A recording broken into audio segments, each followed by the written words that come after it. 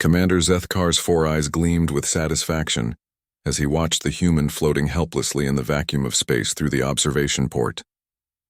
The primitive creature had lasted exactly 43 seconds before its bodily functions ceased, a respectable duration for such a fragile species, but hardly surprising, given their reputation for stubborn persistence. "The human is terminated," Zethkar announced to his Vorthak crew, his mandibles clicking in what passed for laughter among his kind. "Alert the Galactic Council that Operative Marcus Chen has been permanently reassigned." The Nexus Dawn, a massive research vessel orbiting the gas giant Kepler 442b, hummed with renewed activity as the alien crew celebrated their successful mutiny. For months they had endured the human's insufferable optimism and his bizarre insistence on impossible solutions to engineering problems. When Chen had discovered their plan to harvest the primitive colony on the planet below for experimental subjects, confrontation had become inevitable. Pilot Krikstal, her serpentine neck swaying as she monitored the navigation systems, hissed softly. "The Council will be pleased. Humans have become too unpredictable in joint operations." "Indeed," Zethkar replied, already composing his report. Their emotional responses cloud their judgment. Chen actually believed he could stop our research, as if one primitive biped could challenge the combined intellect of three advanced species. The celebration continued for several hours as the ship maintained its orbit.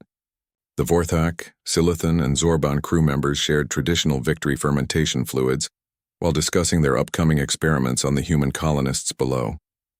It was Dr. Veltara, the ship's chief scientist, who first noticed something amiss. "Commander," her crystalline voice chimed through the communication system, "I'm detecting an anomaly on Deck 7. Zethkar's compound eyes rotated toward the security console. "Define anomaly, Doctor." "The airlock on the starboard side appears to be cycling." A collective silence fell over the bridge. Krikstal's forked tongue flicked nervously as she checked her readings. "That's impossible. The airlock was sealed after we ejected the human. All access codes were changed." "Perhaps a malfunction?" suggested Engineer Thorxon, his rocky carapace shifting uneasily.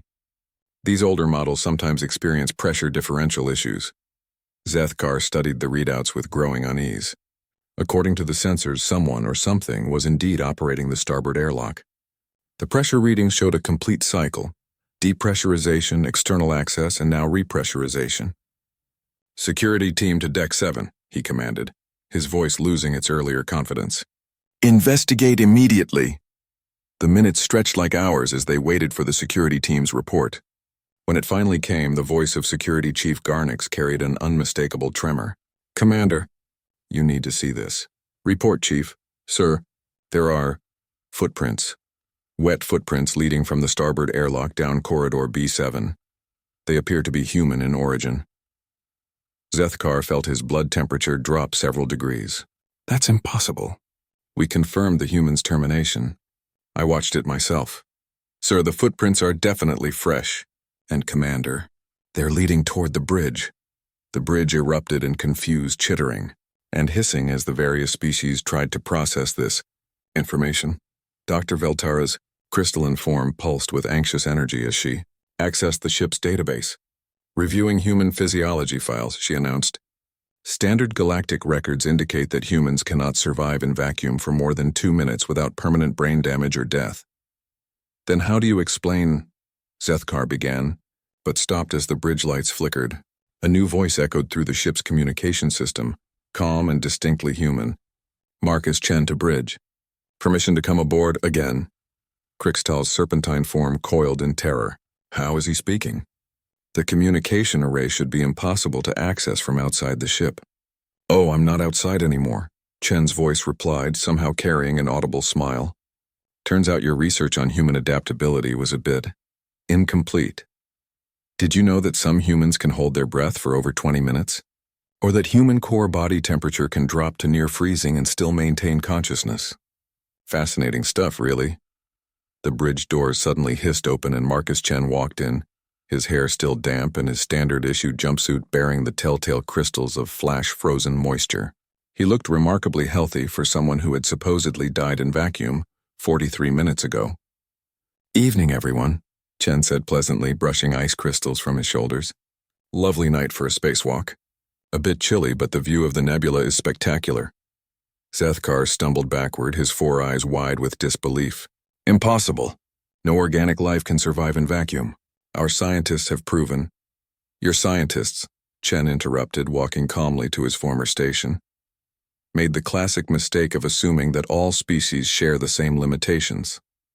Humans have this annoying habit of exceeding expectations. He pressed several buttons on the console with practiced ease. Did you know that human children regularly survive underwater, for periods that would kill most adult aliens? Or that our species once lived in environments so hostile that your homeworlds would be considered tropical paradises?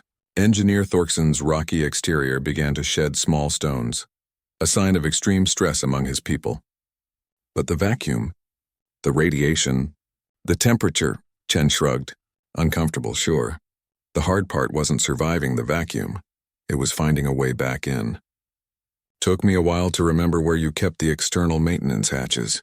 Lucky for me, human fingers are just flexible enough to operate them even when partially frozen. Dr. Veltara's crystalline form flickered rapidly as she processed this information. The galactic database must be updated. Human survival parameters are clearly understated. Considerably, Chen agreed, now seated at his station and rapidly typing commands. Which brings us to the matter at hand. You see, while I was enjoying my impromptu spacewalk, I had time to think about your little experiment on the colonists below, and I've decided that it's not going to happen. Sethkar finally found his voice. You're one human against an entire crew. What can you possibly... His words were cut off as the ship's lights dimmed and the artificial gravity fluctuated. Chen had accessed the main power grid. The thing about humans, Chen said conversationally, is that we don't just survive. We adapt, we learn, and most importantly, we remember. His fingers danced across the controls with increasing speed. During my little excursion, I also took the liberty of accessing your external communication array. The real Galactic Council, not your little conspiracy, is quite interested in your unauthorized experiments.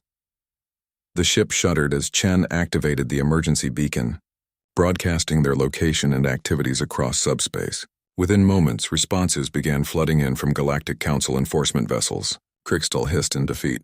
He's trapped us all. Chen stood and turned to face the alien crew, his expression serious for the first time since his return. Here's what's going to happen. You're going to stand down, surrender your weapons, and wait for the Council enforcement team.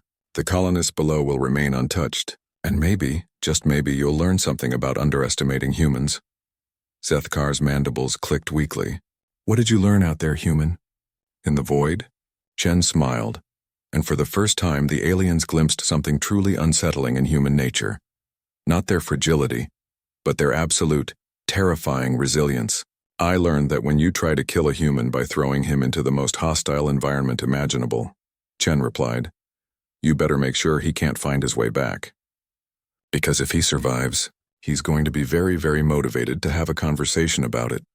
As the Galactic Council enforcement ships dropped out of hyperspace around the Nexus Dawn, the alien crew finally understood why humans had earned their reputation across the galaxy, not as the weakest species, but as the one you definitely didn't want to make angry.